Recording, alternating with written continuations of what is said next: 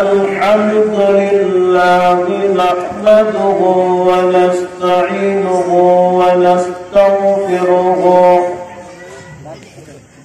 ونؤمن به ونتوكل عليه ونعوذ بالله من شرور أنفسنا ومن سيئات أعمالنا من يهده الله فلا مضل له ومن يضلله فلا هادي له ونشهد أن لا إله إلا الله وحده لا شريك له أما بعد فقد قال الله تعالى في كلامه المجيد أعوذ بالله من الشيطان الرجيم بسم الله الرحمن الرحيم قل إن صلاتي ونسكي ومحياي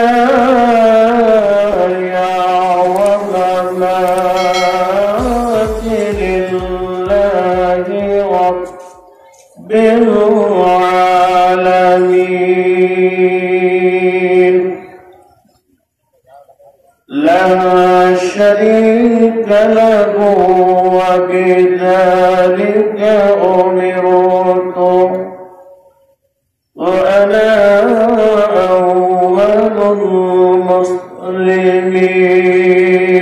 المسلمين فقال الله تعالى وقضى ربك ألا تعبدوا إلا إياه وبالوالدين إحسانا إما يبلغن عندك الكبر أحدهما أو كلاهما أف ولا تنهرهما وقل لهما قولا كريما واخفض لهما جناح الذل من رحمته وقل رب ارحمهما كما ربياني صغيرا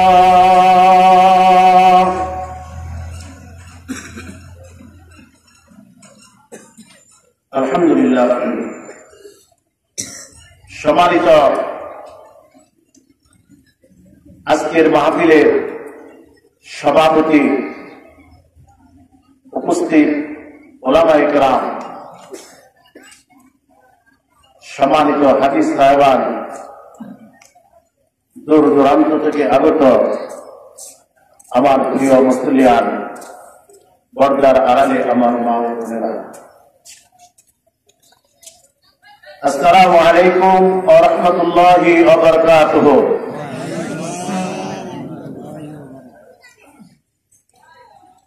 প্রিয় ভাইরা আমার, এলাকায় বহু মানুষ আছে, এর মধ্য থেকে আমরা কিছু মানুষ এখানে উপস্থিত হয়েছি যিনি আমাদেরকে এখানে উপস্থিত হওয়ার সুযোগ করে দিলেন, আসার তৌফিক দিলেন, সেই রব্বুল আলামিনের শুকরিয়া আদায় করে সকলে আমরা একটু করি আলহামদুলিল্লাহ। অতঃপর সমস্ত দরুদ ও সালাম বর্ষিত হোক নবী মুহাম্মদ রাসূলুল্লাহ সাল্লাল্লাহু আলাইহি ওয়াসাল্লামের উপর। প্রিয় হাজিরিন, আমি মাহফিলে আসলাম বাউড়াদেবের হাতিয়াবর মোড় থেকে এই পর্যন্ত কিন্তু অনেক লোক রাস্তায় আছে না? ওই তুলনায় কিন্তু ওয়াজে মানুষ কম, ওয়াজে মানুষ অনেক কম। আজকে আমাদের লক্ষ্য কি, উদ্দেশ্য কি? আমরা এই মাহফিল শুনব, ওয়াজ শুনব, অনুপাতে আমরা আমল করব, পরকালের কল্যাণের সাথে আমরা সম্পৃক্ত হব। অথচ এই ওয়াজ চলছে, আমরা এখন রাস্তাঘাটে আছি। এটা অনেকটা বিলুপ্ত হয়েছে, অনেকটা কমে গেছে। এক সময় আমরা দেখেছি যে একটা দোকানে মাল হইল ৩,০০০ টাকা, টিভি কিনা একটা লেগে দিচ্ছে ৩০,০০০ টাকা।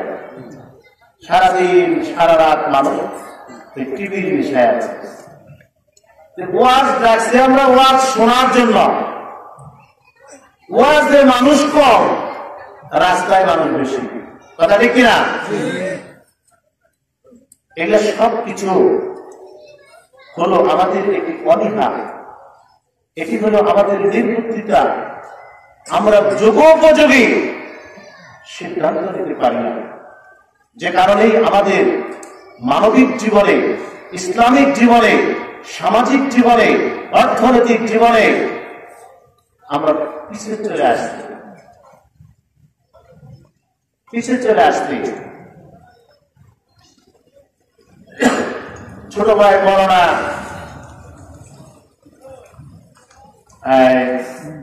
শহীদুল্লাহ শাহ অনেক আবেগে, অনেক দুঃখে, অনেক অভিমানে আলোচনা করেছেন, গান বাজনা। আমাদের আবুল হাশেম সাহেব তিনিও দাবি তুলছেন আমাদের কাউন্সিলরের কাছে। আমি মনে করি এগুলো কোনো দরকার পড়ে না, যদি আমরা দায়িত্ববান হয়ে যাই। পুস্তারা গান করবে, হিন্দুরা গান করবে, ওরা তো গানের মানুষই। আমি কিন্তু পুষ্পাড়ায় বসবাস করি, আমি ওদের কোন সুখ তাপ দেখি নাই জীবনে। কেন দেখি নাই? মানুষ করছে হরে কৃষ্ণ হরে কৃষ্ণ পেতে পেতে হাসতে হাসতে ঢুল দমদর বাজাতে বাজাতে চাইতেছে। এত গান বাজনার ভিতরে কোন সুখটা বোঝা যায়? তাহলে মারা গেছে তাও আনন্দ চলছে, বিবাহের দিনে আনন্দ চলছে, যেদিন বাচ্চা হয় ওদিন আনন্দ হয়, যেদিন বাপ মরে সেই দিনে গান বাজনা হয়, মা মরলেও গান বাজনা হয়, পূজার দিনেও গান বাজনা হয়, লোক আসলেও গান বাজনা হয়, গেলেও গান বাজনা হয়। ওরা আসে না যায় এটাই তো বোঝা যায় না। ওরা কি আসতেছে না যাইতেছে এটাই বোঝা যায় না। একদম হোন্ডা অ্যাক্সিডেন্ট করছে, তো হোন্ডা অ্যাক্সিডেন্ট করছে তো মডার্ন গোলাপাত এক এক সময় এক এক রূপ ধরে। ও রূপ ধরছে যে আমার এই শার্টের বুতাম এটা পিছনে থাকবো। এতদিন তো সামনে বোতাম ছিল, শার্ট উল্টিয়া পিছনে বোতাম যে গাড়ি চালাইতেছে। কিছুদিন হোন্ডা অ্যাক্সিডেন্ট করছে, তো হোন্ডা অ্যাক্সিডেন্ট করছে, খুব দৌড়ে আসছে ওর উদ্ধার করার জন্য। দেখে মুখে একদিকে বুতাম আর একদিকে বুতাম এরকম সামনে থাকো না, মুখের সাথে আর একটা বনান আছে না, অন্ধের যে বুতাম এটা পিছন দিকে। তখন ওরা ভাবলো যে গাড় মরতে গেছে, যে অর্থ ফোনটা অ্যাক্সিডেন্ট করে গাড় উল্টে গেছে গা। তখন এই বুতামের সাথে মিলানের জন্য গা তো খালি বুঝতে গেছে, তখন কি যান বাঁচবো? ওই সারা আবার উদ্ধার করবার গেছে, ওরা মারতেছে না বাঁচাইতেছে? কেন মারতেছে? এটা কি দোষ তারা উদ্ধার করতেছে ওদের না ওর দোষেই তো মারতেছে নাকি বল আপনারা? মুসলমান এরকম আইতেছি না যাইতেছি বোঝা যাইতেছে না। আমাদের আচরণ তো মুসলমানের মতন। এটা কবি বলছেন যে আজব দিদা মাইবে রাজার এক মসজিদ মে দুই ইমাম, মুসলমানরা কলমা গুয়ার, হিন্দু গুয়াদের আমরা। অর্থাৎ ওই কবি আসলে দেশ পর্যটন আছে, দেখাশোনা করতেছে, গেছে মাজারে, গেছে মাজারে হিন্দুরা যায় না, মুসলমান যায় না, অন্যান্য ধর্মের লোক যায় না, চুল ছাড়া লোক যায় না, জটাওয়ালারা যায় না, সব ধরনের লোকই তো ওখানে যাইতেছে। যাই দেখলো যে একবারে হিন্দুরা খালি রাম রাম করতেছে, কুলু দিতেছে, উলু ধরি দিতেছে, আর ঢুলডোল পেরিতেছে, আরেকজন বইবে আবার জিকির করতেছে। পরে বললো যে আজব দিদা ভাই বেটা এক মসজিদ দুই দেশে তো বলতেছে যে কি এক দেশে গেলাম এক জায়গায় দুই ইমাম। কেমন বলে একদল খালি রাম রাম করতেছে, আর একদল কালেমা করতেছে। যে মুসলমানরা কলমা দুয়ার, হিন্দু দুয়াদের আমরা। এরকম একটি পরিবেশ পরিস্থিতি আমাদের মাঝে চলে আসছে। হিন্দুদেরকে নিয়ে আমরা মাথা ঘামানোর সময় নাই, সুযোগ নাই। এই দেশে কোন মুসলমানের বাড়িতে গান বাজে না, অবৈধ তেলাই হয় না, অবৈধভাবে বিয়ের মধ্যে কোনো আনুষ্ঠানিকতা আসে না, এরকম কয়টা বাড়ি বাইর করা যাবে? এবার আপনার বাইর করা যাবে? হয়তো বাইর করা গেলেও খুব কম সংখ্যক, খুব কম সংখ্যক।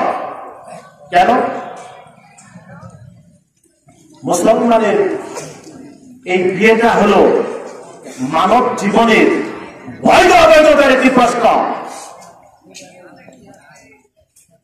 এই বিয়াই তো অবৈধভাবে শুরু হয়েছে, এই বিয়াটাই তো শুরু হয়েছে অবৈধভাবে। এই বিয়াই তো যে তেলাই হয়েছে, ওই তেলাই কি বৈধ? কথা বল না কেন? যে নাচ গান হয়েছে ওটা বৈধ না অবৈধ? ওই বিয়ার মধ্যে যে আনুষ্ঠানিকতা, বিয়ার শুরু থেকে শেষ পর্যন্ত যা ঘটছে, কয়টা কাজ নবী মুহাম্মদ রাসূলুল্লাহ সাল্লাল্লাহু আলাইহি ওয়াসাল্লামের সিদ্ধান্তের উপরে হয়েছে, কয়টা কাজ তার অনুকরণ অনুসরণের উপরে হয়েছে। যেরকম বিয়া ছেলে মেয়ে ওই রকমই হইতেছে। আমাদের টিভি দেখতে দেখতে তো জন্ম হয়েছে, গাঞ্জা খাইতে খাইতে তো জন্ম হয়েছে, মদ খাইতে খাইতে তো জন্ম হয়েছে, গান শুনতে শুনতেই তো জন্ম হয়েছে। কথা দেখি না? সোজা চিন্তা কিভাবে করবো আমরা? আপনি কি দেশে নাকি মুরগি পালে না মহিলারা? কথা বল না, মুরগি পালে না? ধরেন সন্ধ্যার সময় খোয়ারে যখন মুরগি যায়, মহিলারা যায় দেখলেন যে 8টা ছাউনিয়া বাচ্চা নিয়ে সারাদিন মুরগিটা ঘোরাঘুরি করলো, সন্ধ্যাবেলা 2টা বাচ্চা পাওয়া যায় না, অঞ্চলের বাচ্চা 6টা, কি করবো? বা 8টা মুরগি আছে, 10টা মুরগি আছে, 3টা মুরগি আয় নাই, বড় মুরগি আয় নাই, এই মহিলারা কি করবো? কি করবো? একটু জোরে বলেন না, কি করবো? খুঁজবো, খোঁজাখুঁজি করবো। আপনি বাড়ির পর্দা 4টে গরু ছেড়ে গেছেন বাড়িতে, আসলে সব বাড়িতে আছে, গরু একটা নাই, কি করবেন? কতক্ষণ খুঁজবেন? যতক্ষণ না পাওয়া যায় ততক্ষণ কি করবেন? খুঁজবেন। গরু খুঁজবেন, মুরগি খুঁজবেন, সব জিনিস খুঁজবেন। আপনারা একটা 10টা বাড়িতে আপনি জোয়ার পুরানা ঘরে নাই, এরা কি করবেন? এটা কি করবেন? এটা কথা বল না কেন? এইটা খুঁজে কারা? ছেলেরা যে সন্ধ্যার পর থেকে রাত 12টা পর্যন্ত বাসায় নাই, কয়টা গার্জেন খুঁজে ছেলেরা? কথা বলেন না কেন? গার্জেনেরা খুঁজে না। মেয়েরা কোথায় যায়, কিভাবে চলে, কোথায় যায়, কোথায় আসে, খোঁজ খবর নাই। ছেলেরা এরকম বাইরে থাকতে থাকতে থাকতে থাকতে আজকে কি হয়ে আসছে? গাঞ্জাখোর হয়ে আসছে। কথা ঠিক কিনা? মদখোর হয়ে আসছে, ইয়াবাখোর হয়ে আসছে। ছেলেরা সন্ত্রাসী হয়ে গেছে, ছেলেরা চাঁদাবাজি হয়ে গেছে, ছেলেরা মানুষের কাছ থেকে লুটপাট শিখে গেছে। নাকি একদিনে হয়েছে? কি কথা আপনার? একদিনে হয়েছে? 2 রাত্রে হয়েছে? বহু রায়। কেন হয়েছে? অভিভাবকের সচেতনতার অভাবে।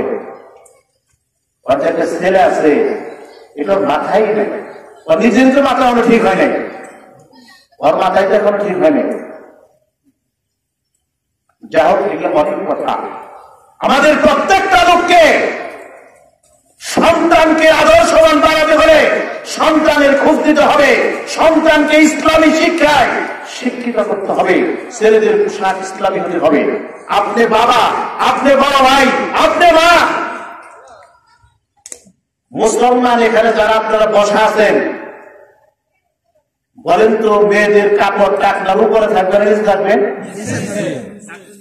এটা জানেন সবাই? সবাই জানেন।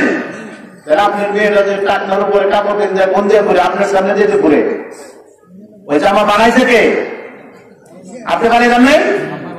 আমরা যে গার্জেনরা বানিয়ে দিলাম, বানিয়ে দেওয়ার পরেও এমনি তো টাকনার উপরে আছে, তারপর আমাদের 6 ইঞ্চি কি নাম করে কায়দা দিয়েছে, 6 ইঞ্চি কায়দা দিল যে কি নাম ওরা না প্লাজোর আগে থেকে ওরা জন্ম হয়েছে যে ডিভাইডার। একটা মেয়ের যেখানে কাপড়টা টাকনার নিচে থাকা ফরজ সেখানে উপরেই বানিয়ে দিচ্ছেন, তারপর আবার 6 ইঞ্চি কায়দা দিচ্ছেন। এই পোশাকটা কে বানালো? বাবু বানালো না? বাপি তো ওই মেয়েটাকে অসভ্য বানাইলো, মাই তো অসভ্য বানাইলো। ওই মেয়েটা উজু করে কেমনে, নামাজ পড়ে কেমনে, ওর টাকনার উপরে যার কাপড় থাকে, ওর নামাজের খবর কি, ওর উজুর খবর কি, ওর মুসলমানের খবর কি, ওর নবী মুহাম্মদ রাসূলুল্লাহ সাল্লাল্লাহু আলাইহি ওয়াসাল্লামের উম্মত হিসেবে খবর কি? ছেলেদের প্যান্টটা কোথায় থাকবে? টাকনার কোথায়? ওর ছেলেরা মোজাই পিনতে না, মোজা পিনতে না কোথায় গেলে? প্যান্ট একটা কিনছে ওর বডির থেকে 3 হাত বেশি লম্বা, ওরা পায়ের নিচ দিয়ে আরো 1.5 ফিট বাকি আছে, ওইটা জুতার ভিতরে ঢুকিয়ে চলে বোঝা লাগে না। প্যান্টের উপর লম্বা আছে না নাই? এই ছেলেটার খবর কি? আবার অনেকে নামাজ কালাম বলে নামাজের সময় মসজিদে চলে বসছে। কোন মুসলমানের সন্তান, কোন মুসলমান শুধু নামাজের টাইমে পায়জামা কইছে, প্যান্ট কইছে, নামাজ পড়ার কোন বিধান আছে? এটা কখন উঠাবে আর নামাবে কোন বিধান আছে? 24 ঘন্টা যতক্ষণ ওটা পরনে থাকবে ততক্ষণই ওটা টাকনার উপরে থাকতে হবে। প্রত্যেকটা পুরুষের টাকনার উপরে থাকতে হবে। আপনার ছেলেটা প্রতিদিন আপনার সমাজে টাকনা দিচ্ছে, কাপড় যে ঘুরতেছে, কোন খবর নেই। মেয়েটা টাকনার উপরে ঘুরতেছে, মেয়েদের কাপড় আস্তে আস্তে টাকনার থেকে উপরে যাইতেছে, নিচে যাইতেছে, কোন দিকে যাইতেছে? উপরে যাইতেছে। মেয়েকে কাপড় খালি কোন দিকে উঠতেছে? উপর থেকে। আর ছেলেরা তাকে নাভিতে কত কোন যাইতেছে? এটা কেমন সময় একটা খালি উঠতেছে, একটা খালি নামতেছে। একদিন কি হবে? এটা কথা কন নাকি কি হবো? একদিন থেকে একটা বিস্ফোরণ ঘটবো। অগটা যেরকম উঠতেছে, উঠতে উঠতে একবার ফাইনাল হয়ে দেবো। আর এটা নামতে নামতে তো ফাইনাল হয়ে যাবে। মুসলমানি থাকে কেমনে? কিভাবে মুসলমানি থাকে মানুষের? হিন্দুদেরকে নিয়ে চিন্তা ভাবনা করার সুযোগ আমাদের নেই। আর অহন্ত আরো নাই, অহন্ত আরো নাই। আমরা মুসলমান যারা, আমাদের বিয়েতে হিন্দুদের কীর্তনের থেকে কম হয় নাকি? বর্তমানে সব বলছিল ওদের যেমন রামনারায়ণ, মোদের যেমন মানিক পীর, ওদের কলা দুধের সাথে মিশে গেল বোধের কি? ওদের যেরকম ঠাকুরের আছে, মুসলমানের আজকে পীর আছে না নাই? ওদের যেরকমই ছিল এক সময়, ওদের কি বলে, ওই যে খাওয়ায় যে প্রসাদ খাওয়াইতো, এখন মুসলমানরা কি খাওয়ায়? তবারক। তবারক মুসলমানের তবারক বানিয়ে নিচ্ছে। মুসলমান জানে না আজকে আমাকে কি করতে হবে, কি করাইতে হবে, কি পড়তে হবে, কি পড়াইতে হবে, এটা আমরা বুঝতে পারছি না। যে কারণে আজকে আমরা দিশেহারা হয়ে গেছি। কোন দিশেহারা মানুষ জান্নাতে যেতে পারবে? এখন আপনারা যেতে পারবে? যেতে পারবে না। আজকে যে মায়ের পায়ের নিচে সন্তানের জান্নাত, ওই মাকে মানুষ আজকে চিনে না, বাবাকে মানুষ আজকে চিনে না। বাবাকে মানুষ খুন করে ফেলছে, মাকে মেয়েরা খুন করে ফেলছে, বাবাকে খুন করে ফেলছে। আমাদের মির্জাপুরেই এক মেয়ে বাবাকে খুন করে ফেলছে, আমাদের মির্জাপুর কলেজ পাড়াতে। তারপরে তো আমরা পেপার পত্রিকায় খবর, কত দুর্ঘটনা আমরা শুনতেছি। বড় বড় মানুষকে ছেলেমেয়েরা হত্যা করে ফেলতেছে। কারণ কি? বাপ মা সম্পর্কে তাদের কোন ধারণা নেই, বাপ মায়ের ওই ধারণা তাদেরকে শিখায় নেয়। ইসলামী শিক্ষা আজকে দেশ থেকে উঠে যাচ্ছে। কালকে ভারতের পত্রিকা দেওয়া, বাংলাদেশের যে পত্রিকা দেওয়া, ভারতের মাদ্রাসার মধ্যে রামায়ণ, গীতা, মহাভারত সব হিন্দু ধর্মের বই মাদ্রাসাতে পড়াতে হবে। আমাদের মুসলমানরা দেশে মুসলমানদের যে অবস্থা, আমাদের একই অবস্থায় হবে, আমাদের হবে। যদি আমাদের অবস্থার পরিবর্তন না হয়, আমাদেরকে অবস্থার পরিবর্তন করতে হবে। আমরা যারা মুসলমান, অনেক মানুষ আছে নামাজ পড়ি, রোজা রাখি, হজ করি, যাকাত দিই, সব ঠিক আছে, মায়ের বাদ দেয় না, এরকম লোক আছে না? নিজের বহু জামা আছে, মায়ের এক জোড়া ভালো স্যান্ডেল দেয়, এরকম আছে না? নাই। নিজের অনেক কিছু আছে, বাবা মানুষের বাড়িতে দিন মজুরি করে, এরকম মানুষ আছে না?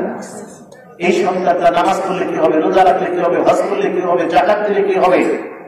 ও তো অনুভূতিহীন মানুষ, অর্থ কোনো অনুভূতি নাই, অর্থ কোনো দয়া নাই, অর্থ কোনো মায়া নাই।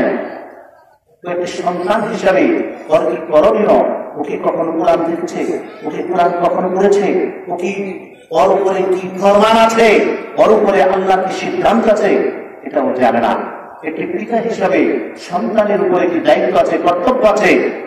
পিতা এই দায়িত্ব কর্তব্য বুঝে নেয়, যে কারণে আজকে আমরা সবাই অন্ধকারের মধ্যে আছি, আমরা আজকে ক্ষতির মধ্যে আছি, আমরা আজকে ইসলামের বাহিরে চলে যাচ্ছি, ইসলাম থেকে আমরা দূরে চলে যাচ্ছি। অত্যন্ত কঠিন কথা। সদস্য বলছে আমরা দেশের মানুষের জানাজায় শরীক হই, মানুষের বাপ মার জন্য দোয়া করি, তাদের জন্য দোয়া করি, আমাদের জন্য দোয়া করি, জাতির জন্য দোয়া করি, গ্রামের জন্য দোয়া করি। মানুষ আমাদেরকে মূল্যায়ন করে না, মানুষ আমাদেরকে মূল্যায়ন করে না, বিদেশি মানুষকে মূল্যায়ন দেয়। অথচ একটা হিন্দু কবি বলছেন যে ভ্রাতৃ বা ভাবি বলে দেখো দেশবাসী বলে প্রেম করুণা নয়ন মেলিয়া, স্বদেশের কুকুর ধরি কত রূপ স্নেহ করি বিদেশের ঠাকুর ফেলিয়া। একটা হিন্দু লোক, তিনি বলল যে আমি দেশের কুকুরের চেয়ে, বাহিরে ঠাকুরের চেয়ে দেশের কুকুরকে আমি বেশি ভালোবাসি। দেশের মানুষকে আল্লাহ বেশি ভালোবাসতেন। প্রতিবেশীর উপরে কথা বলতেছিলেন, প্রতিবেশী কিরকম ভালো হয়, প্রতিবেশী মানুষকে কত মায়া করতে পারে। নবীজি যখন তায়েফ থেকে ফিরলেন আহত হয়ে, রাস্তায় পড়ে থাকলেন, দিন চলে গেল, রাত চলে গেল, নবীজি মৃত্যুর মতন পড়ে থাকলেন সেখানে যায় ফিরে, কোনো খবর নেই। সমস্ত তায়েফ আশপাশে প্রচার হতে গেল, মক্কা থেকে পাগল আসছিল, তাকে তায়েফবাসীরা মেরে আহত করে তাকে রাস্তায় ফেলে দিচ্ছে। এরকম সংবাদ প্রচার হয়ে গেল। মক্কার একটি মেয়ে পাশের গ্রামে বিয়ে হয়েছে, ওই মেয়েটি জানতে পারলো যে আমার জন্মভূমি, আমার দেশের একজন মানুষ তাইফ আসছিল, তাকে তাইফের লোকেরা মেরে আহত করে অজ্ঞান করে রাস্তায় ফেলে দিয়েছে। তার কোনো খাবার নাই, দাবার নাই, কোন সেবা নাই। মেয়েটা এই কথা শুনে সারাদিন খুব আকুলি বিকুলিতে থাকলো, খুব চিন্তিত হলো, নবীজির সাথে দেখা করবে। কিন্তু মেয়েটার স্বামী অনেক দূরে চলে গেছে, বাড়িতে নাই। গভীর রাত্রে, রাত্রি যখন গভীর রাত্রে ওই স্বামীটা ক্লান্ত অবস্থায় ফিরে আসলেন। বিবি তাকে পানি দিলেন, খাবার দিলেন, স্বামীটা খাবার খেলেন, খাবার খাচ্ছে। হঠাৎ করে বিবির দিকে তাকিয়ে দেখলেন বিবি কাঁদছে, চোখ বেয়ে পানি পড়ছে। স্বামী বললেন, বিবি কেন কাঁদো, কি হয়েছে? আমি তো তোমার সাথে কোনো দুর্ব্যবহার করি নাই, কোনো খারাপ আচরণ করি নাই, তোমাকে ভালো মন্দ কোনো কিছু করি নাই, কেন কাঁদো? প্রতিবেশীর সাথে কি তোমার কোনো ঝগড়া হয়েছে? আমার মা বোনেরা ভাইরা কি তোমাকে কোনো খারাপ বলেছে? বিবি বললেন, না, কেউ কোনো খারাপ আচরণ করে নাই, কেউ আমাকে কষ্ট দেয় নাই। স্বামী, আমি কাঁদতেছি, আমার জন্মভূমি মক্কা থেকে অনেকেই বলছে লোকটা বড় ভালো, অনেকেই পাগল বলছে। ওই লোকটাকে তায়েফবাসীরা মেরে রাস্তায় ফেলে দিয়েছে। আমার হৃদয় কাঁদছে, আমার জন্মভূমির মানুষটাকে যদি দেখতে পারতাম। আমার জন্মভূমির প্রতিবেশীর মানুষের জন্য আমি কাঁদি। স্বামী বললেন, বিবিরে তুমি যদি আগেই করতাম তাহলে তোমাকে আগেই তার সাথে দেখা করে নিয়ে আসতাম। ওই স্বামী খাবারটা রেখে দিলেন, বললেন, বিবি চলো তোমার ওই জন্মভূমির মানুষটার সাথে তোমাকে দেখা করে নিয়ে আসি।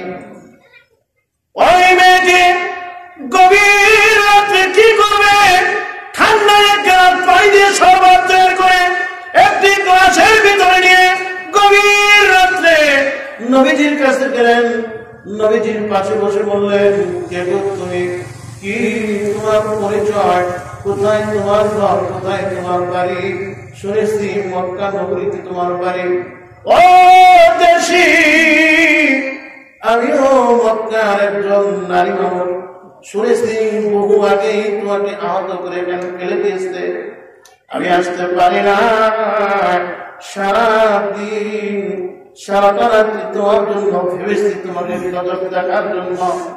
নবীজি বলেন, কে ও মা, তুমিও আমার জন্মভূমির মানুষ, তুমিও মক্কার মানুষ, পৃথিবীর সব মানুষ তাইফের মানুষ আমাকে অত্যাচার করলো, আমাকে নির্যাতন করলো, কিন্তু তুমি জন্মভূমির মানুষ আমার কাছে এসে গভীর রাত্রে পানি নিয়ে আসছো, শরবত নিয়ে আসছো। নবীজি শরবত পান করলেন, খুশি হলেন, দোয়া করলেন, মেয়েটি চলে আসলেন। নবীজি প্রতিবেশীকে, দেশের মানুষকে বহু কারণেই তিনি ভালোবেসেছেন। নবীজি বারবার প্রতিবেশীকে ভালোবাসার কথা বলেছেন। নবীজি এত কঠিন ভাবে হুঁশিয়ারি দিতেন প্রতিবেশীর সাথে, কাছের মানুষের সাথে, নিজের মসজিদের ইমামের সাথে, নিজের প্রতিবেশী ভাইয়ের সাথে, প্রতিবেশী একটি গ্রামের কামলার সাথে, দিন মজুরের সাথে ভালো ব্যবহার করতে বলেছে।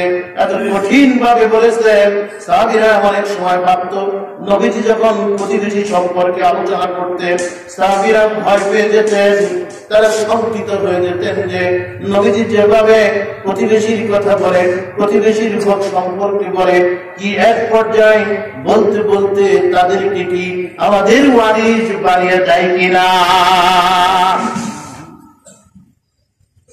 ওটাও একটি কারণ ছিল, প্রতিবেশী কত ভালোবাসে মানুষকে, যে প্রতিবেশী অসুখ হলে পাশে চলে আসছে, বিপদের সংকেত চললেই দৌড়ে চলে আসে, যে প্রতিবেশী বিপদ দেখলেই কাছে চলে আসে। ওই প্রতিবেশীর সাথে সম্পর্ক ভালো রাখতে বলেছে। প্রতিবেশীকে যিনি হাত দিয়ে মুখ দিয়ে কষ্ট দেয় নাই, এরকম ব্যক্তি যদি ক্লান্তি যেতে পারে, যদি সে বলতে পারে আমার দ্বারা, আমার হাত দ্বারা, আমার জবান দ্বারা আমার প্রতিবেশী কোনোদিন কষ্ট পায় নাই, নবীজি বলেন ওকে জান্নাতে নেওয়ার দায়িত্ব আমার, আমি ওকে জান্নাতে নিয়ে যাব এবং আমার পাশাপাশি জান্নাতেও থাকবে। সুবহানাল্লাহ জোরে বলে কষ্ট হবে, জোরে বলেন না সুবহানাল্লাহ।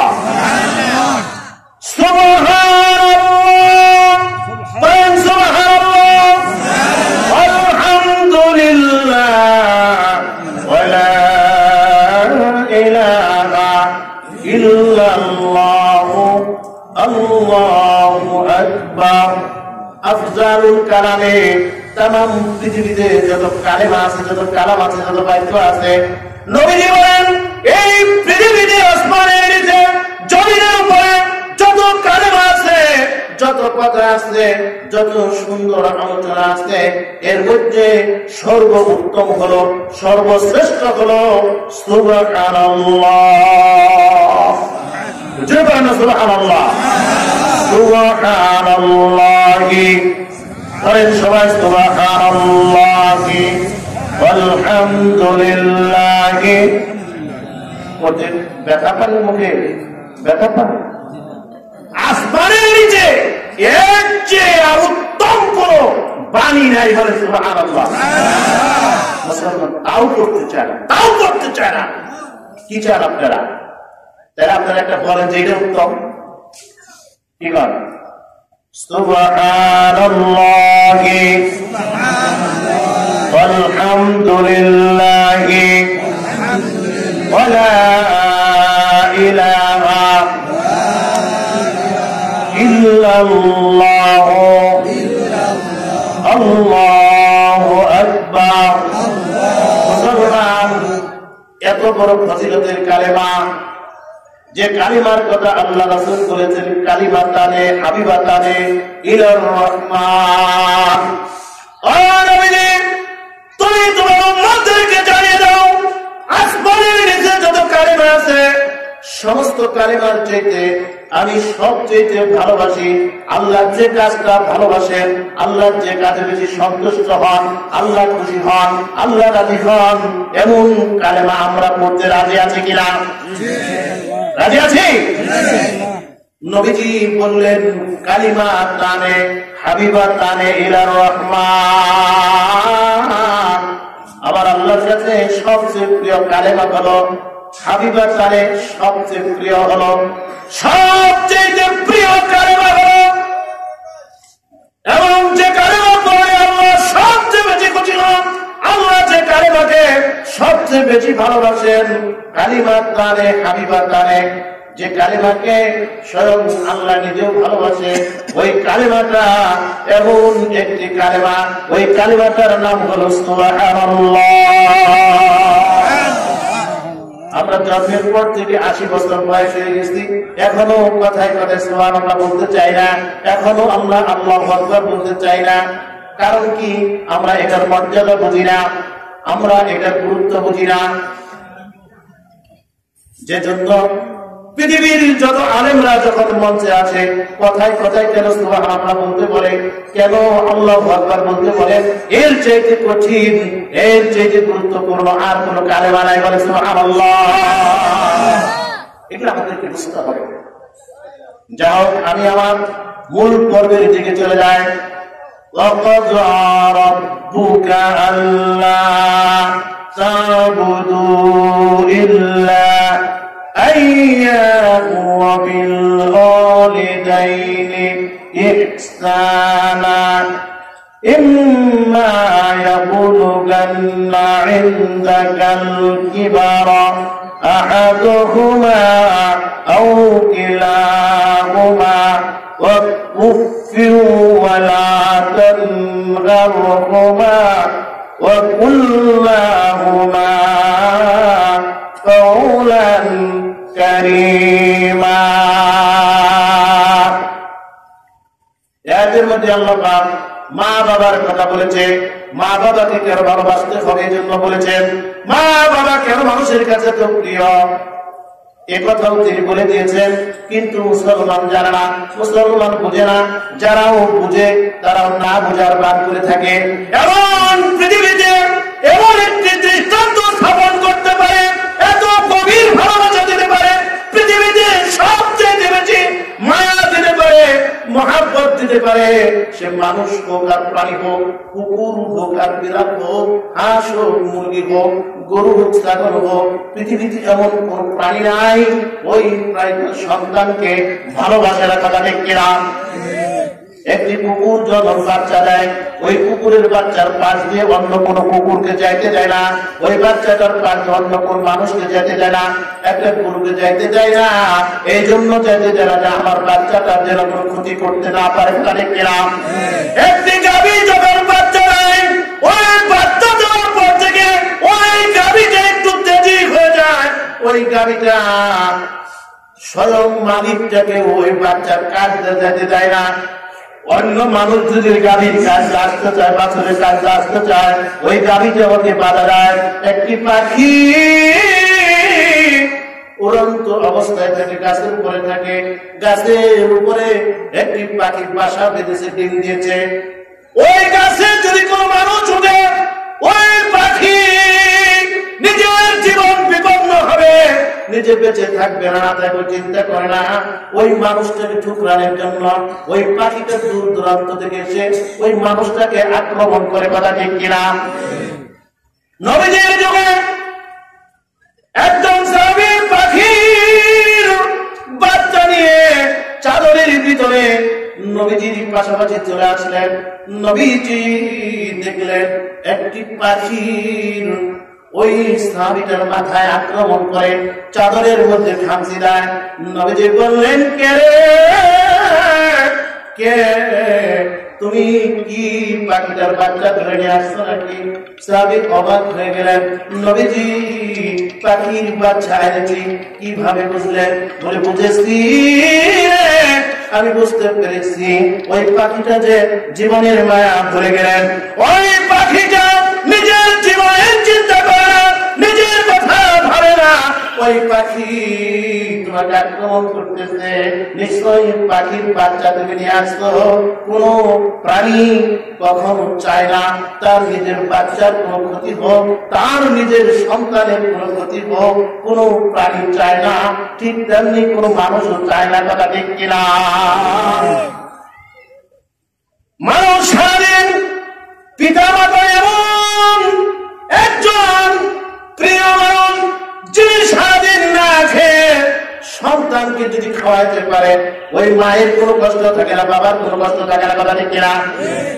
নিজের সম্পদ বিক্রি করে যদি সন্তানটাকে যদি সুস্থ করে নিয়ে আসে, চিকিৎসা করে, নিজের ঘর বিক্রি করে সন্তানের চিকিৎসা করে, কথা ঠিক কিনা? নিজের কিডনি সন্তানকে দিয়ে দিয়ে সন্তানকে বাঁচিয়ে রাখতে চায়, কথা ঠিক কিনা?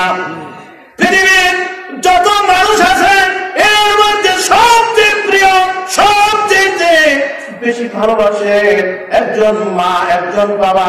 পৃথিবীতে এর চেয়ে আর বেশি ভালোবাসতে পারে না।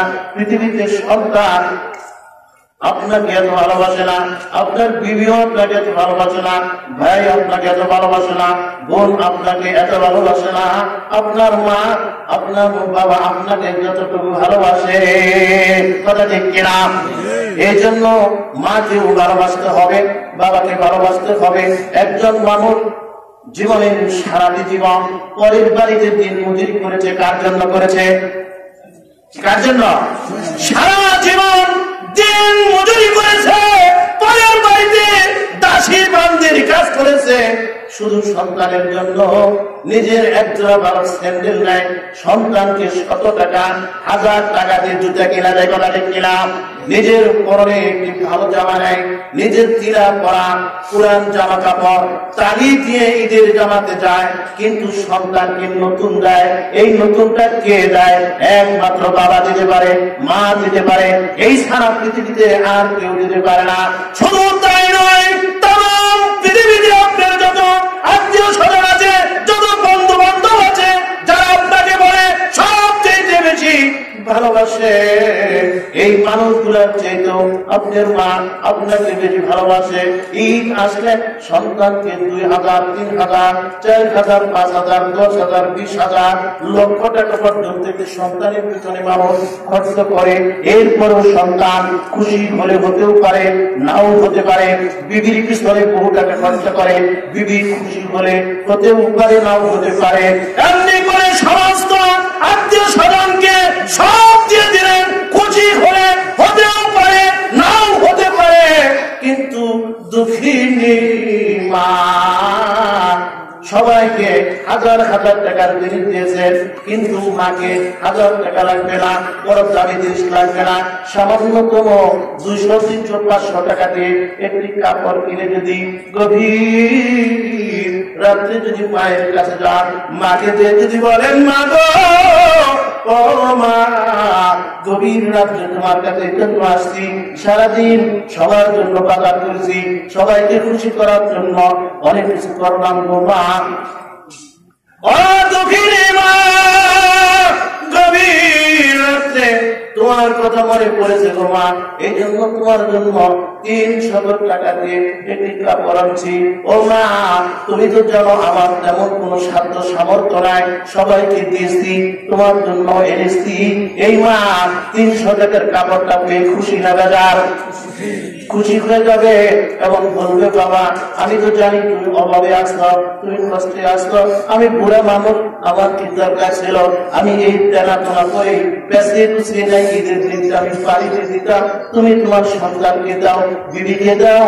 ও বাবা, ও সন্তান রে, তুমি কি তোমার জন্য কিনেছ? এই ধরনের উত্তর বাপ মা দিবে কিনা? এটা অন্য কেউ দিব? একমাত্র মা দিব, একমাত্র অন্য কেউ এই কথা আপনাকে বলতে পারবে না। এই জন্য এই পৃথিবীতে সবচেয়ে ভালোবাসার মানুষ হলো, পৃথিবীর মানুষের কাছে সবচেয়ে প্রিয় হতে হবে আল্লাহর নবী। নবীজি, নবীজিকে সবচেয়ে জীবনের চেয়ে ভালোবাসতে হবে। নবীজির পরেই একজন মানুষ তার মাকে ভালোবাসবে, তার বাবাকে ভালোবাসবে। এই পর্যন্ত যদি কোনো মুসলমান পৌঁছাইতে না পারে, ওর মুসলমানের কোনো দাম নাই, ওর নামাজের কোনো দাম নাই, রোজার কোনো দাম নাই, ওর পর্দার কোনো দাম নাই, ওর যুগের কোনো দাম নাই, ওর টুপির কোনো দাম নাই, ওর হজের কোনো দাম নাই। এই পৃথিবীতে যত আমল করবে, ওর কোনো আমলই ওর জান্নাতে নিতে পারবে না যতক্ষণ পর্যন্ত লা ইউমিনু আহাদুকুম হাত্তা আকুনা আহাব্বা ইলাইহি ওয়া ওয়ালাদিহি ওয়া ওয়ালিদিহি আন-নাসি আজমাইন। নবীজি বলেন, ততক্ষণ পর্যন্ত এই লোকটা মুমিন হতে পারবে না যতক্ষণ পর্যন্ত এই তামাম পৃথিবীতে যত মানুষ আছে সমস্ত মানুষের চাইতে, এমনকি ওর মা বাবার চাইতে, ওর সন্তানের চাইতে, ওর দেশবাসী সমস্ত মানুষের চাইতে আমি নবী মুহাম্মদুর রাসূলুল্লাহ সাল্লাল্লাহু আলাইহি ওয়াসাল্লামকে যতক্ষণ পর্যন্ত সকলের চেয়ে আমাকে বেশি ভালো না বাসতে পারবে ততক্ষণ পর্যন্ত ওর ভিতরে কোনো ঈমান আসবে না।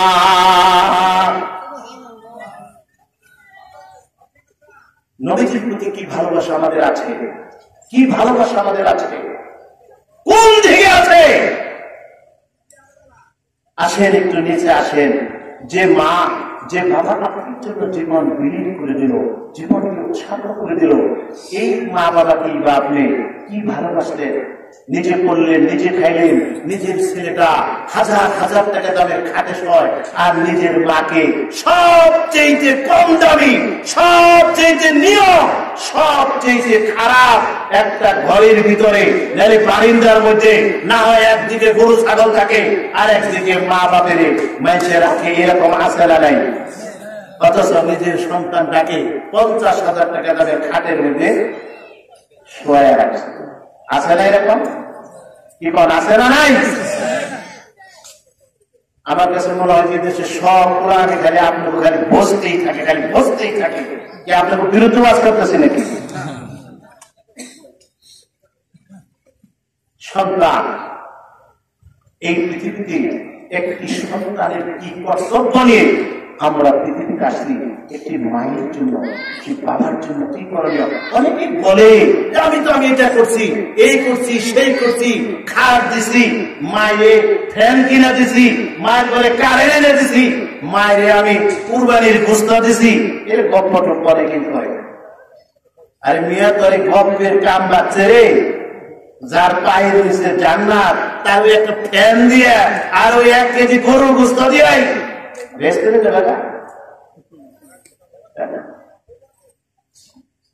নবীজির যুগে নবীজির ইসলামী হজ করতে গেলেন। হজে যে দেখলেন একজন মানুষ কাবার তওয়াফ করছে, কাবার চতুর্দিক দিয়ে ঘুরতেছে। ওই লোকটি কাবার চতুর্দিকে ঘুরে কিছুক্ষণ পরে তিনি একটু রুটি খায়, আবার ব্যাগের ভিতরে একটু রুটি দেয়, আবার পানি খায়, আবার ব্যাগের ভিতরে একটু পানি দেয়। সাহাবী ভাবলেন এই লোকটি কি কোনো পাগল কিনা, ব্যাগের ভিতরে পানি দেয়, ব্যাগের ভিতরে রুটি দেয়, এই ব্যাগের ভিতরে যদি কোনো সামান থাকে, কাপড় চোপড় থাকে, মালামাল থাকে, সব পচে নষ্ট হয়ে যাবে। কিন্তু এই নির্বুধ লোকটাকে এটা বুঝতে পারে না নাকি কেন ব্যাগের ভিতরে রুটি দেয়, পানি দেয়। এমনি করে বহুবার দেখলেন ওই লোকটি ব্যাগের ভিতরে পানি দেয়, ওই লোকটি ব্যাগের ভিতরে রুটি দেয়। শেষ পর্যন্ত তওয়াফ শেষ হলো, পাশাপাশি দুইজন বই আরাম করতেছে। ওই লোকটিকে জিজ্ঞেস করলেন, কিরে ভাই তুমি ব্যাগের ভিতরে কেন পানি দাও, ব্যাগের ভিতরে কেন তুমি একটু মাঝে মাঝে রুটি দাও, আবার তুমিও রুটি খাও, তুমিও পানি খাও। এমনি দৃশ্য পৃথিবীর কোন মানুষের মধ্যে তো আমি দেখলাম না। তুমি কেন এরকম একটি দৃশ্য দেখালে? লোকটি বললেন, তুমি তো জানো না, তুমি তো বুঝো না, এই ব্যাগের ভিতরে কোনো কাপড় নাই, কোনো মাল সামান নাই, এই পৃথিবীর কোন কিছুই ব্যাগের ভিতরে নাই রে।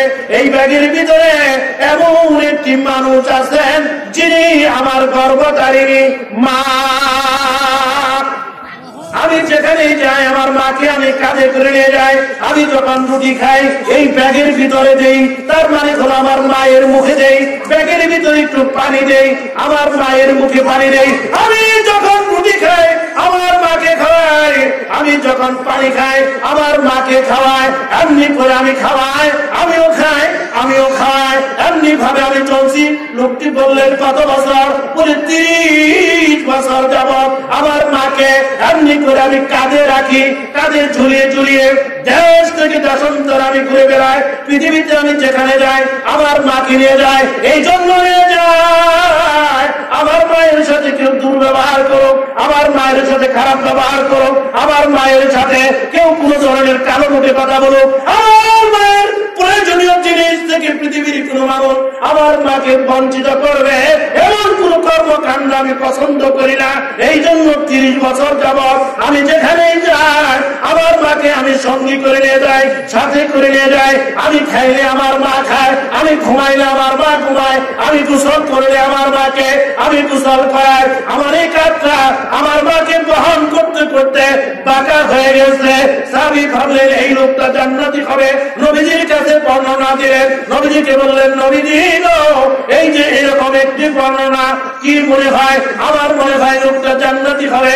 নবীজি বললেন, ও সাহাবী 30 বছর কেন, এইরকম আরো বহুদিন অসংখ্য জীবন যদি কাঁধে করে রাখে, সমস্ত জীবন যদি রাখে, এরপরে ওই লোকটা জান্নাতে যাওয়ার সম্ভাবনা নাই যতদিন পর্যন্ত ওর মা ওর উপরে খুশি না হবে। জীবনের সমস্ত দাবি দাবা যতক্ষণ পর্যন্ত ওর মা মাফ না করবে ততক্ষণ পর্যন্ত এই লোকটা জান্নাতে যাওয়ার কোন সুযোগ নাই। আমরাও তো মুসলমান, তারাও মুসলমান, আমরাও নবীজির উম্মত, তারাও নবীজির উম্মত। আমাদের আচরণ কি, তাদের আচরণ কি? আমরা মায়ের কোন দিন কোন জন্মে একটু পান কিনে দিছি, এটা অন্তত 600 লোকের কাছে আলাপ করি।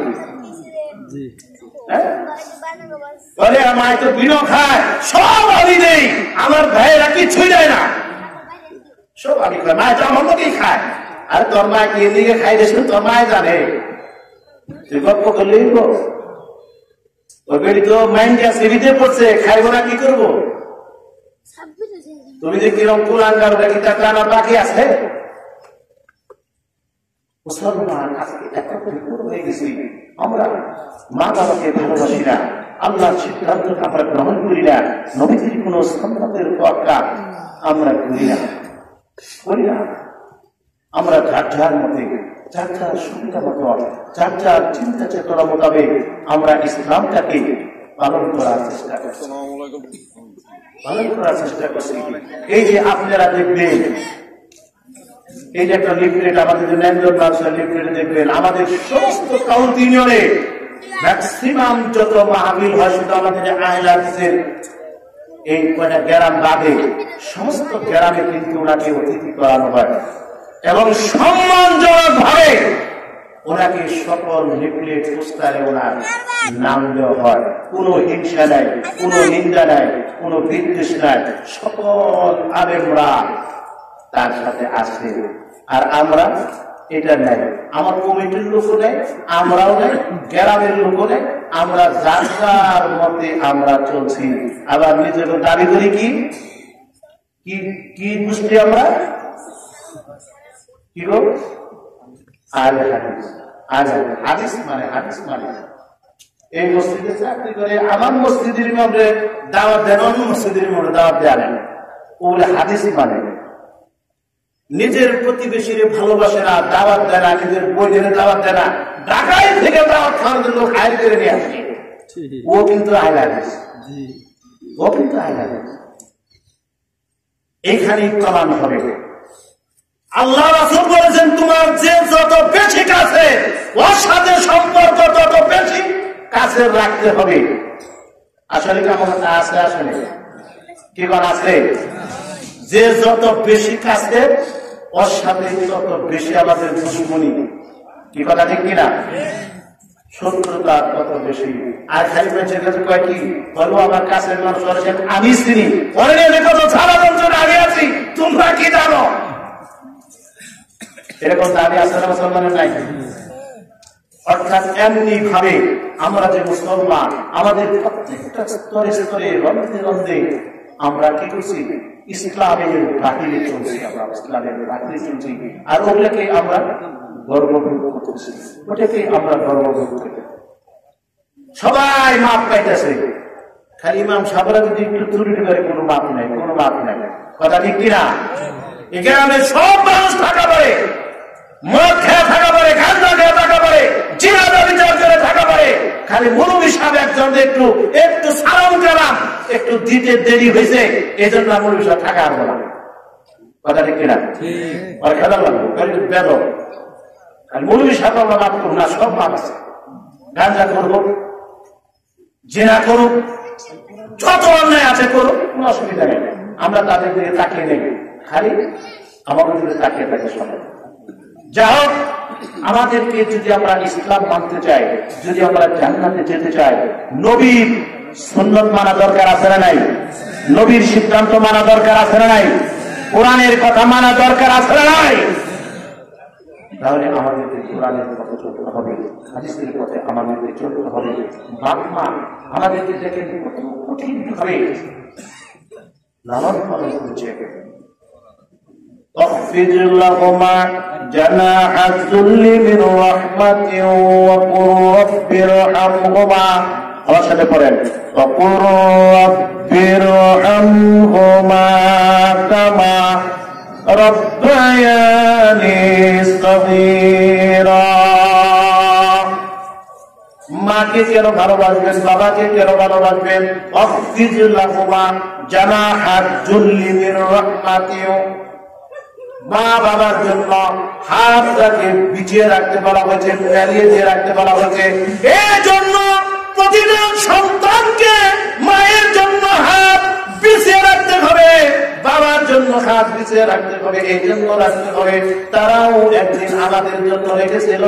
আমরা যখন ছোট ছিলাম, তিল তিল করে যখন আমরা বড় হতে থাকলাম, আমরা যখন শোয়ার থেকে বসা শিখলাম, বসা শেখার পরে ওই বসন্ত বাচ্চাটা এক সময় দাঁড়াইতে চায়। কথা ঠিক কিনা? বাচ্চাটা যখন দাঁড়াইতে চায়, বাচ্চাটা দাঁড়াইলে পড়ে যায়। বাচ্চাটা দাঁড়াইলে একটু দাঁড়াইলো ডাইন দিকে অথবা বাম দিকে, সামনে অথবা পিছনে, যে কোনো দিকে পড়ে যাওয়ার সম্ভাবনা আছে না নাই? এই জন্য পাশে যদি কোনো মা থাকে, যদি কোনো বাবা থাকে, যদি সেখানে খারাপ থাকে, প্রভু থাকে, কোনো মানুষ যদি থাকে, ওই বাচ্চাটার দিকে খেয়াল করে, দুঃখিনী মা ওই বাচ্চাটার দিকে খেয়াল করে, আমার বাচ্চাটা তিল তিল করে বড় হয়েছে, আমার বাচ্চাটা এখন দাঁড়াইতে চায়। বাচ্চাটা যখন দাঁড়িয়ে যায়, হঠাৎ পড়ে যেতে পারে, মাথায় ব্যথা পেতে পারে, হাত বেড়ে যেতে পারে, পায়ে ব্যথা পেতে পারে। এই জন্য মায়েরা বাবারা যখন ওই হাতটাকে পিছিয়ে রাখে, সন্তানটা যেদিকে পড়ে যেতে চায় সঙ্গে সঙ্গে ধরে ফেলে। এই জন্য তারা একদিন আমাদের সময়ে আমরা যখন নিঃশ্বাস ছিলাম, আমাদের যখন কোনো ক্ষমতা ছিল না, আমরা যেদিন দুধ চাইতে পারি নাই, আমরা যেদিন পায়খানা করলে বিছানা থেকে বলতে পারি নাই, আমাদের ক্ষুধা লাগলে বলতে পারি নাই, বিছানায় প্রস্রাব করে দিয়ে ওই বিছানার মধ্যে আমরা শুয়ে থেকেছি, এতটুকু করার কোনো ক্ষমতা ছিল না। মাগো আমি প্রস্রাব পায়খানা করেছি, বদলে দিয়ে যাও, কোন ধরনের কোনো আওয়াজ ছিল না, শুধু কাঁদতে পারছি, শুধু কান্নার আওয়াজ দিলে যে যেখানেই থাকুক না কেন, দুঃখিনী মা সঙ্গে সঙ্গে বাচ্চার কাছে চলে আসে। বাচ্চাটার খবর নাই, বাচ্চাটার সুখে দুঃখের কাছে চলে আসে। বাচ্চাটার পায়খানা করলে, বিছানাটা ভিজা থাকলে বদলে যায়, বাচ্চাটাকে দুধ দেয়, বাচ্চাটার কি প্রয়োজন দিয়ে দিবে। ওই বাচ্চাটা একটু কাঁদলে বাচ্চাটার খবর নেবে, বাচ্চাটা যদি পায়খানা বেশি করে তবুও ডাক্তারের কাছে নিয়ে যাবে। বাচ্চা বাচ্চাটা যদি খাবার বন্ধ করে দেয় তবু ডাক্তারের কাছে নিয়ে যাবে। বাচ্চাটা যদি পায়খানা না করে এর ফলেও বাচ্চাটাকে ডাক্তারের কাছে নিয়ে যাবে, কথা ঠিক কিনা? ডাক্তারের যে বলে, ডাক্তার সাহেব আমার বাচ্চাটা সব কিছু ভালো কিন্তু বাচ্চাটা খাইতে চায় না, ওষুধ দেখে দেন। বাচ্চাটা সব কিছু ভালো, ও ডাক্তার আমার বাচ্চাটা পায়খানা করে না, ওষুধ দিয়ে দেন। অথবা বাচ্চাটা সব কিছু বাচ্চা ভালো, বাচ্চাটা বেশি পায়খানা করে, এর জন্য ওষুধ দিয়ে দেন। বাচ্চা পায়খানা বেশি করলে ওষুধ, কম করলে ওষুধ, খাবার বেশি খেলে ওষুধ, কম খাইলেও ডাক্তারের কাছে নিয়ে যান। আর আমরা সেই সন্তান মাকে গভীর রাত্রে আমরা ভাত দেই না। সন্ধ্যাবেলা অনেক মানুষ আছে মাকে ভাত দেয় না, বেশি ভাত খাইলে বেশি পায়খানা করবে, বললে কে পরিষ্কার করবে? এই জন্য বহু কুলাঙ্গার সন্তান আছে, ওই সন্তানেরা মা বাবা বিছানায় আছে, ওদেরকে রাত্রে খাবার দেয় না, কথা দেখছি না? অথচ ওনারা একদিন পায়খানা বেশি করলে সঙ্গে সঙ্গে ডাক্তারের কাছে নিয়ে যেত, পায়খানা না করলেও ডাক্তারের কাছে নিয়ে যেত না?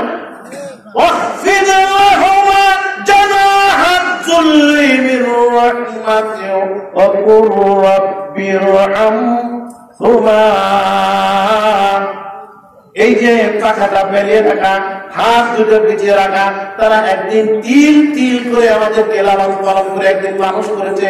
আজকে যে বাবার হাত ধরে আমি হাঁটা শিখলাম, যে দুঃখিনী মায়ের হাত ধরে তিল তিল করে আমি হাঁটা শিখলাম, এখন আমার এমন একটি বয়স এসে, এমন একটি পর্যায়ে আসছে, বাবা বিছানায় থেকে একা উঠতে পারে না। এরকম বাবা আছে না নাই? মাটা বিছানায় পড়ে আছে, একা উঠতে পারে না, বসলে একা শুইতে পারে না। এইরকম অসুস্থ মানুষ মা বাবা আছে না নাই? এইরকম একটি দুর্দিনের জন্য আল্লাহ পাক আমাদেরকে জান্নাতে যাওয়ার জন্য, আমাদেরকে কি আমাদের কঠিন মুসিবতের দিলে জান্নাতি হওয়ার জন্য, সমস্ত বিপদ থেকে বেঁচে যাওয়ার জন্য আল্লাহ পাক পরামর্শ দিয়ে দিলেন, আফিজ লাহুমা জানাহাদ যুল্লি মির রাহমাতি ওয়া কুর রাব্বিরহামহুমা কামা রাব্বায়ানি সগীরা। ওনারা যেরকম তিল তিল করে একদিন আমাদেরকে মানুষ করেছিল, হাঁটা শিখিয়েছিল, আমাদেরকে মেম্বার বানিয়েছে, চেয়ারম্যান বানিয়েছে, ওসি বানিয়েছে, ডিসি বানিয়েছে, বড় কর্মকর্তা বানিয়েছে, কোরআনের হাফেজ বানিয়েছে, বক্তা বানিয়েছে, নামাজি বানিয়েছে, বিশাল বড় রাজত্বের মালিক বানিয়েছে, এমনকি মিল কারখানা মালিক পর্যন্ত প্রত্যেকটা পিতা মাতা তিল তিল করে লোকটাকে পৌঁছে দিয়েছে।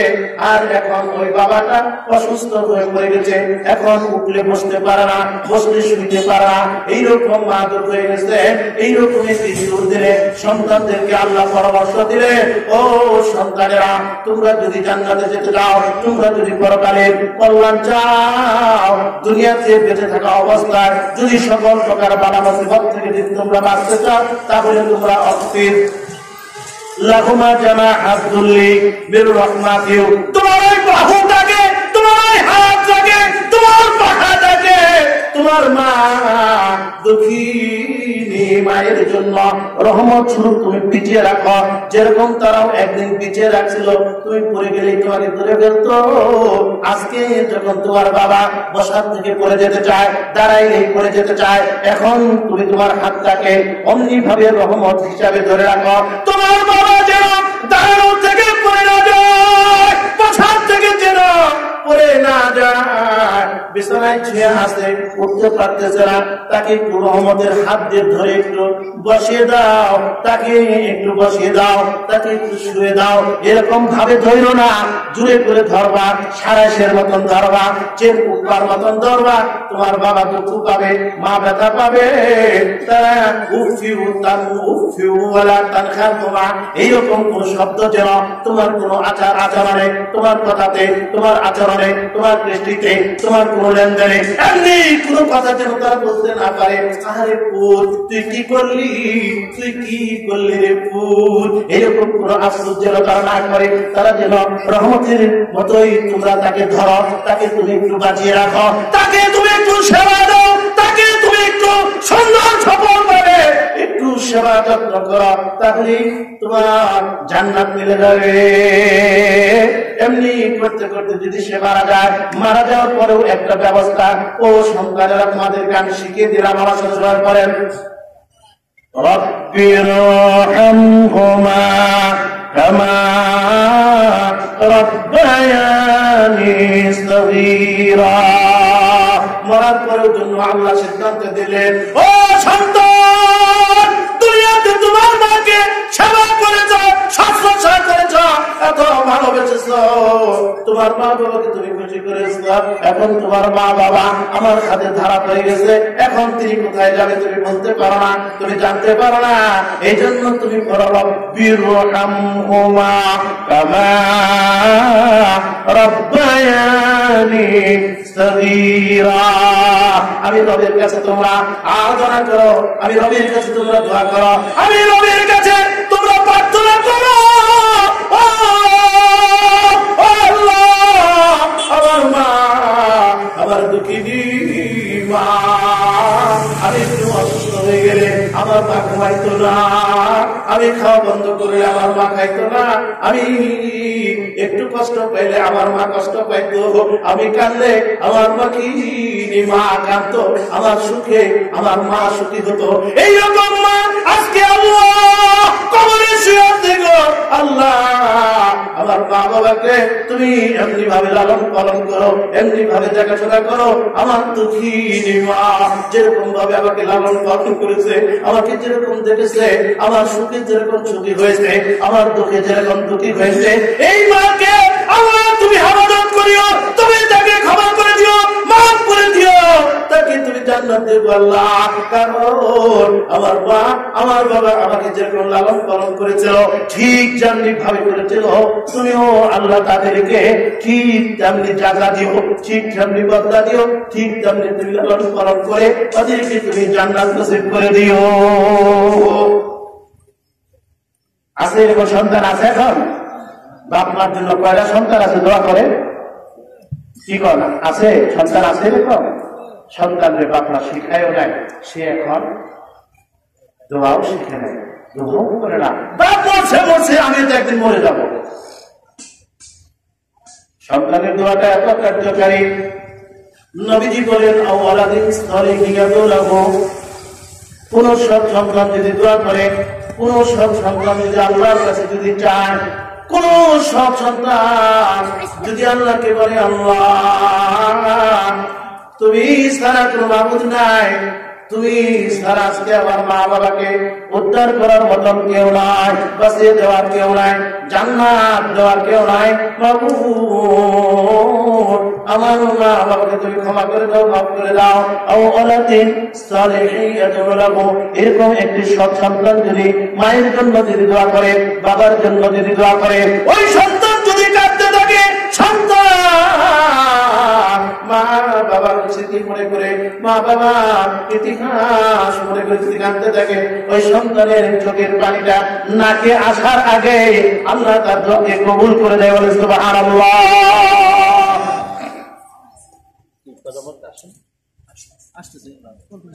তাহলে ওই বাবাকে আমরা দুনিয়াতেও সেবা করবো, দুনিয়াতেও আমরা তাদেরকে সান্ত্বনা দেব, পরকালেও আমরা তাদের জন্য যেন তারা মুক্ত হয়, যেন তারা সুখী হয়, যেন তারা সমৃদ্ধশীল হয়, যেন তারা শান্তি পায়, যেন তারা জান্নাতি হয়।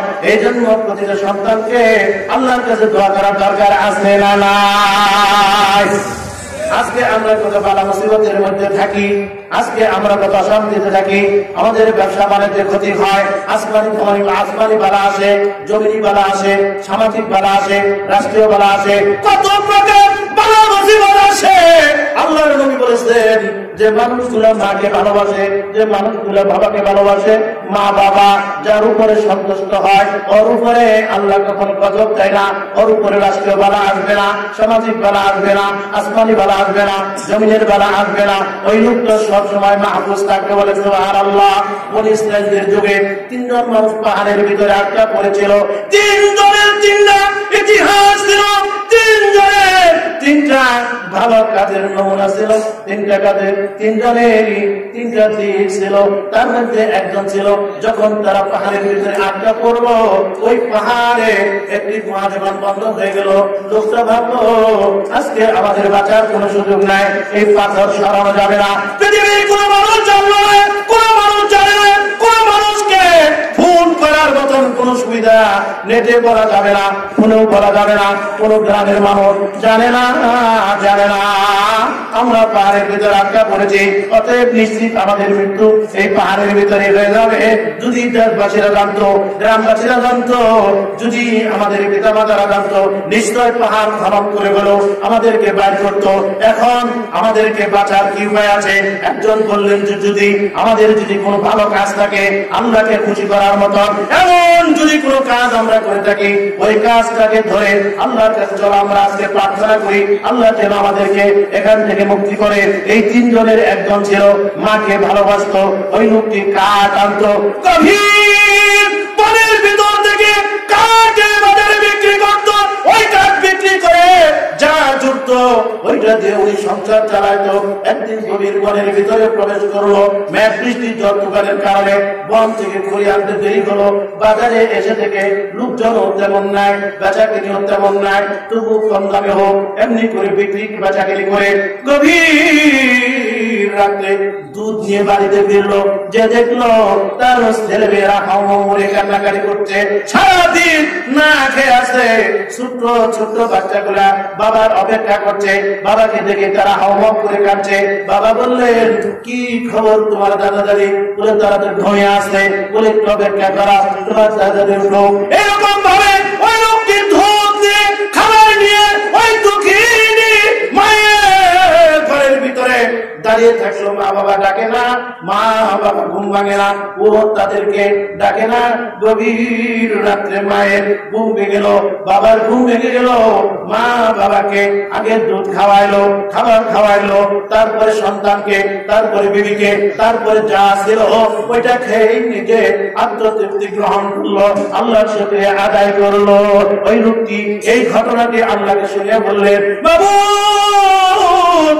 পৃথিবীতে যত কাজ করেছি ভালো হয়েছে কি হয় না জানি না, কিন্তু এই যে আমি যখন কোনো খাবার খেতাম আগে আমার মা বাবাকে দিতাম, তারপরে আমার সন্তানদেরকে দিলাম, তারপরে আমার বিবিকে, তারপরে আমি খাইলাম। এই কাজটি যদি তোমাকে সন্তুষ্ট করার জন্য যদি আমি করে থাকি, বাবু আজকে এই কঠিন মুসিবত থেকে, পাহাড়ের ভিতর থেকে তুমি আমাদেরকে একটু বাঁচিয়ে দাও। সঙ্গে সঙ্গে ওখান থেকে এই পাথর একটু সরে গেল, তারা একটু আলো দেখলো, তারা বুঝতে পারলো যে আমাদের বাঁচার কিছুটা অবলম্বন হয়েছে। বাকি দুইজনেও কি করলো, তাদেরও একজন রাখাল পালিয়ে গেছিল, সে তার বর্ণনা দিল। আরেকজন তার চাচাতো বোন তার কাছে গিয়েছিল টাকার জন্য, কিছু দেড়হামের জন্য। চাচাতো বোন অনেক কাকুতি মিনতি করলো যে ভাই আমার ছেলে মেয়েগুলা না খেয়ে আছে, আমার ছেলে মেয়েগুলা কষ্টে আছে, তুমি আমাকে একটু ব্যবস্থা করে দাও, খাবার দাও। তিনি তখন তাকে প্রস্তাব দিল, মুসলিম আমি, সংগ্রামী আমি চির রণবীর, আল্লাহকে ছাড়া কাউকে মানি না, লিল্লাহি তাকবীর। মুসলিম আমি, সংগ্রামী আমি চির রণবীর, আল্লাহকে ছাড়া কাউকে মানি না, লিল্লাহি তাকবীর, লিল্লাহি তাকবীর, লিল্লাহি তাকবীর। সম্মানিত প্রিয় এলাকাবাসী, সম্ভবত আমাদের প্রধান বক্তা এসে গেছেন, আমরা সকলেই ওনার আলোচনা শুনব। এজন্য আমি মাইক ছেড়ে দিচ্ছি, আমার জন্য আপনারা দোয়া করবেন। আমি তো সবসময় আসি, মাঝে মাঝে আসি আপনাদের এখানে, প্রতি বছর অনেকবারই আসা পরে আরো ওয়াজ করবো, আরো শুনবো, যদি বেঁচে থাকি।